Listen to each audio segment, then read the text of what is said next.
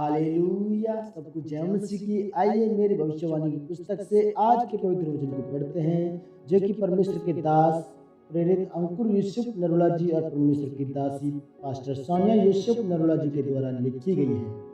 आज का पवित्र वचन, परमेश्वर पर शक ना करें। जैसे कि भजन संहिता अध्याय 131 के एक वचन में लिखा है, हे यहोवा, न तो मेरा मन गर्व से और न मेरी दृष्टि घमंड से भरी है, और जो बातें बड़ी और मेरे लिए अधिक कठिन हैं उनसे मैं काम नहीं रखता। मेरे प्रियो, बाइबल में लिखा है कि जब प्रभु यीशु मसीह समौन कोढ़ी के घर गए तो एक स्त्री ने इत्र लाकर उनके पैरों में उंडेल दिया और फिर अपने बालों से साफ करके उनके पैरों को चूमने लगी। प्रभु यीशु मसीह ने कहा कि जा, तेरे पाप माफ हुए, अब पाप से बची रहे, क्योंकि तुमने चंगाई को, शिफा को अपनी बीमारी से और अपने पापों से शिफा पा ली है।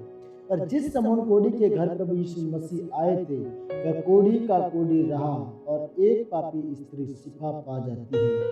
इसका कारण यह था कि समौन कोढ़ी ने प्रभु यीशु मसीह पर शक किया। उसने शक किया कि अगर यह एक नबी होता तो यह पहचान जाता कि यह एक पापी औरत है।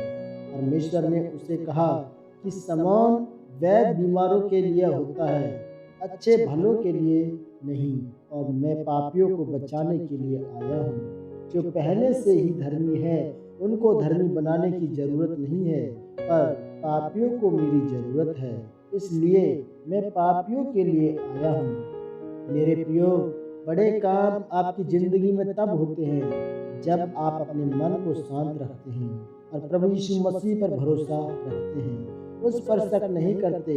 परमेश्वर के वचन में लिखा है कि जो बातें मेरे लिए कठिन हैं उनसे मैं काम नहीं रखता। परमेश्वर का वचन कहता है कि जो बातें हैरान करने वाली और बड़ी हैं और मेरी समझ से बाहर है, मैं उन पर ध्यान नहीं देता। कि अगर किसी के घर में 2 लड़कियां पैदा हो जाती हैं तो आप लोग परमेश्वर को सलाह देने लग जाते हैं कि हाय रब्बा, उसके घर में तो 2 पहले ही लड़की थी, तुझे दूसरा बेटा उसको देना चाहिए था।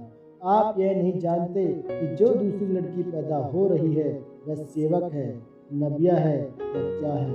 मेरे प्रियो, जब मेरी पत्नी अपने पिता के घर में पैदा हुई थी तो लोग रोने के लिए और विलाप करने के लिए इनके घर आते थे कि इनके घर तीसरी बेटी पैदा हो गई है। लेकिन इनके पिताजी ने कहा था कि रोने धोने की जरूरत नहीं है, मुझे लड़कियां पसंद हैं। और आज मेरी पत्नी आपके सामने है, इसलिए परमेश्वर की बातों के भेद, उसके कामों के भेद जो आपकी समझ में नहीं आते, जो आपकी समझ से बाहर हैं, उसके बारे में परमेश्वर पर शक ना करें। परमेश्वर की वह योजनाएं जो वह आपके लिए रखता है भली हैं। परमेश्वर जानता है कि आपका भविष्य क्या है, इसलिए अगर आप परमेश्वर की आशीषों और बरकतों से भरना चाहते हैं तो बिना शक किए परमेश्वर के वचनों पर चले। आमीन। यह अंगीकार आपके द्वारा किया जाए। सर्वशक्तिमान परमेश्वर, इस वचन के लिए मैं आपका धन्यवाद करता हूँ। पिता, मैं अंगीकार करता हूँ कि चाहे आप मुझे छुड़ाएं या ना छुड़ाएं, मैं आप पर कभी भी शक नहीं करूँगा, बल्कि आप पर भरोसा करके अपना जीवन व्यतीत करूँगा, प्रभु यीशु मसीह के नाम में। आमीन, आमीन, आमीन। सबको जय मसीह की। God bless you.